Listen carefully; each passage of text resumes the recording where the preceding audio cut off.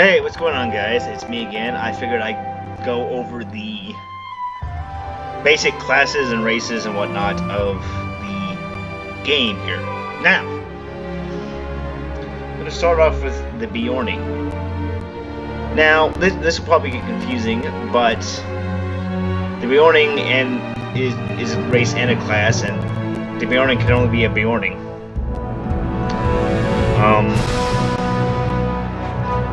Passes are Might of the Wild, which increases might, few in number, which decreases fate, natural resistance, which increases poison resistance, and thick hide, which increases vitality. Now, they are a premium class race combination, so they'll have to be bought off the Lord of the Rings Online store for, I think, 1,000 turbine points. So, can't do that initially if you don't have that kind of stuff.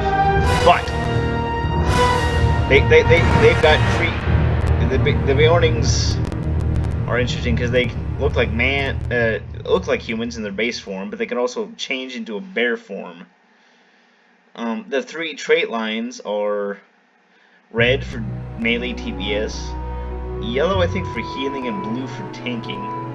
They're kind of like knockoff captains, trying to be all jack of all trades, but I think the captain does it a little better, in my opinion. Moving on to our friendly neighborhood elves, the regular kind. We have passes are Sorrow the Firstborn, which is minus 20%, minus 20 max morale, and minus 6 non-combat morale regen. Agility of the Woods, which increases agility. Fading of the Firstborn, which is minus 7 fate. Suffer no illness, which increases disease resistance and poison resistance. Okay, and their classes are Champion, Guardian, Hunter, Lore Master, Minstrel, Runekeeper, and Warden. The Champion focuses on melee DPS and have the best sustained AoE DPS in the game, and have like the third or fourth best single target DPS in the game. Guardians are like your brick wall type of tanks, like your standard tanks that you see in most RPGs. Heavy armor, heavy shields, can just sit there and just like, you can just go whack, whack, whack, and it'll take a long time for them to die. Hunters, bow, arrow, sometimes crossbow. I mean, usually I use bows, and I see most hunters use bows, but I think there are a few that use crossbows for whatever reason. But focus more on single target ranged DPS. And I think they got a tiny bit of AoE and a little bit of crowd control with their traps and whatnot. But Lore Master, strong, very strong. Burst DPS damage or AoE damage. But they can do debuffing and crowd control like real well. Probably the best in the game, I think, from what I've heard. They also have various pets that can follow them around, and you can see that they're use staves and sword. However, you won't be able to start out doing that initially. It'll just be the staff. I think at level 40 you get a passive to where you can dual wield the staff and sword.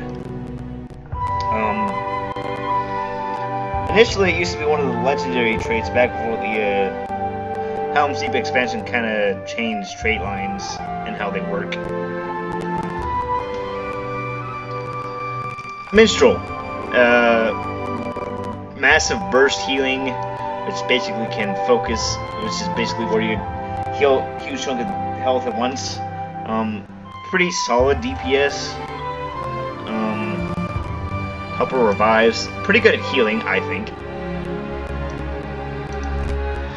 The Runekeeper. They can DPS or heal, and the two DPS lines are red for fire, basically fire over time, yellow for initial burst damage with lightning. So your daily dose of ka-chow, and then blue is their heal over time stuff. They got a couple of what's it called? Burst heals, but they got a long cooldown, so save those for an emergency. Warden, they are also tanks. Unlike the Guardian, however, they are more evasion tanks, which means like medium armor, specialized Warden shield, which is kind of a medium shield, quote unquote, that only the Wardens can use.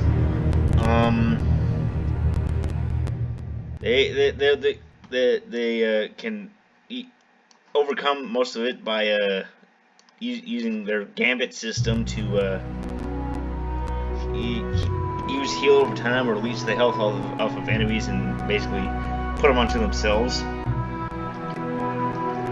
The gambit system is basically where you have three builders. One of them is where you quickly stab your enemy with your melee weapon, and it'll add a spear icon. And the second one is what has a shield where you bash your shield and it has a shield icon. Third is I forget what the name of it is, but basically shot at the enemy as a fist icon. Whichever one comes first basically determines what kind of gambit it is. Basically, you spear first, it'll focus more on melee damage. If you shield, it'll focus more on defense and heals over time, and then the fist will do light damage, threat over time, leech health, that sort of stuff. And then the gambit finisher is basically whatever combination you build up to, you hit that and it'll give you the desired gambit. Now, for those of you with spotty memories like myself, probably need to download like a gambit helper on your computer or phone or whatever. That way you can keep it handy, because the number of gambits gets quite numerous at high levels. Now on to our favorite little hobbits. Their passives are small size, which decreases might, hobbit toughness, which increases vitality, rapid recovery, which increases non-combat morale regen, plus 1% fear resistance, and which is hobbit courage, and resist corruption adds 1% shadow mitigation. So, not sure how those last two work, but you know. Their available classes are the Warden, the Minstrel, the Hunter, the Guardian, and the Burglar, which we haven't looked at yet, so let's do it now. Burglars, like I pointed out in my Hobbit gameplay video, or Burglar gameplay video, which was a Hobbit, okay,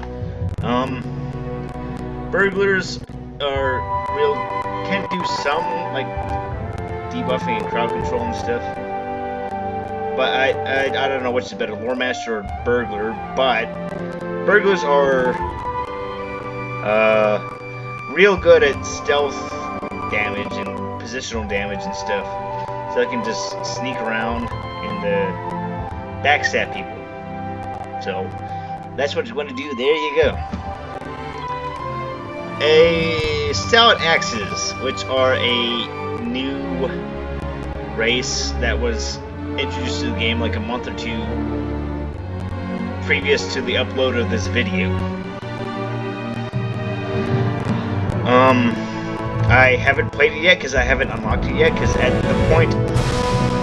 this point in time when the video is going up, they require real world money, which I currently cannot afford.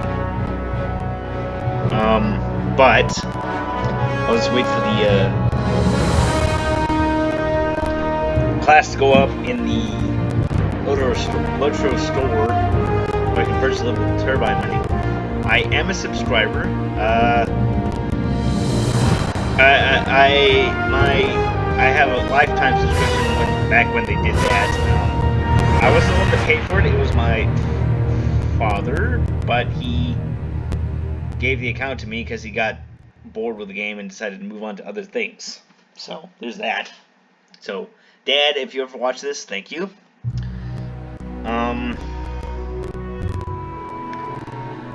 The Stout Axe passives are Unyielding Will, which adds will, vitality, and common mitigation. Wrought by the Black Land, which increases shadow, mitigation, disease resistance, might, and agility. Shadow of the Eye, which decreases vitality. Okay, so a net positive of 3. Okay, whatever. Doom of Drasta's Folk, which decreases fate. And one-handed axes, which basically means the stout axe dwarf can use axes no matter what class they are. Now, it's not going to matter too much for the champion or guardian, which has one-handed axe passive regardless of class, or the runekeeper, which uses runestones for their skills. I think it might add to minstrel, hunter, and the burglar, because I don't think those classes use axes like with the other races that they can be played as, but yeah, whatever. But speaking of playable classes, they can be burglars, champions, guardians, hunters, minstrels, and keepers.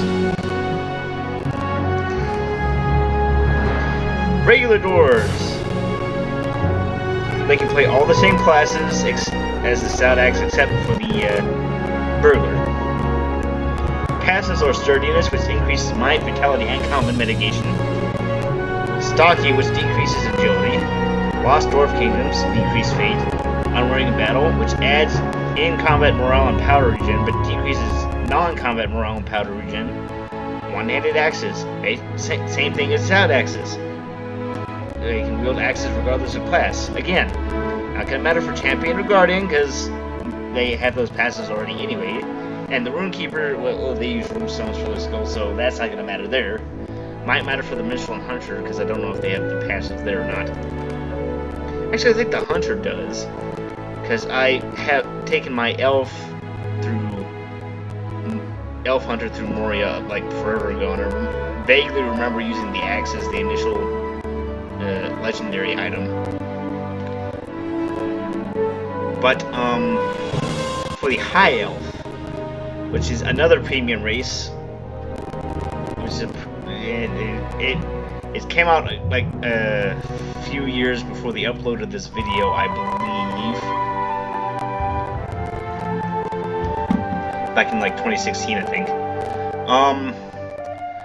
I think they cost like 1,000 like turbine points in the store. But the passes on this is Sorrow of the Undying, -7 will. Fading of the Firstborn, -7 fate. Peace of the Elder, which increases health and health regeneration outside of combat. Suffer no illness, which increases disease and poison resistance. Their playable classes are all the same as the regular elf, plus the captain, which used to be only just available to the race of man, or humans as I call them in this game. Captains are, as I mentioned in my Bjorning overview, are kind of like the more successful jack of all trades. Basically, they can deal damage, tank of sorts, and do some healing. Now, they can't do as good as the specialized classes, even when traded properly. But the main claim to fame is they can buff like people real good in those various roles. So they can turn a good fellowship into a great one, to make an okay one a good one. If that makes sense. They have melee. They use melee weapons and for DPS, and they got like a couple of shouts that deal light-based damage. One's like their only range skill that they can like open up combat, and then another one's an on defeat event that can is basically a short range area of effect one. But most of them are like melee DPS, and I think there's one AoE melee AoE skill that they got, and most of the other ones are single target, so be aware of that. The race of man, or humans as I call them, basically they're probably a bit more flexible than everybody else, but you know. Passives are Gift of Men, which is plus 15 fate. Diminishing of Mankind, which is -7 will. Easily Inspired, which is plus 5 incoming healing. strongman, which is plus 15 might. Playable classes are the burglar, captain, champion, guardian, hunter, lore master, minstrel, and warden.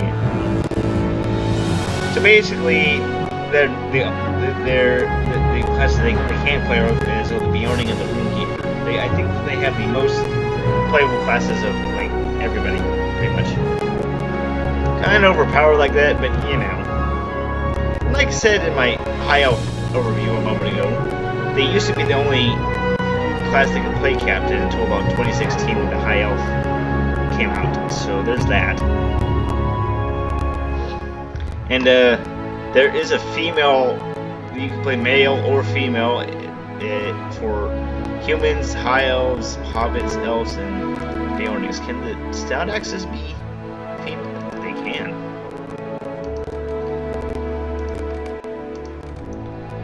Not sure what the difference is here, but whatever. And dwarves have no gender option. They go yell at the game for that, don't look at me. But, yeah, I guess that will conclude my race and class overview. Thanks, guys.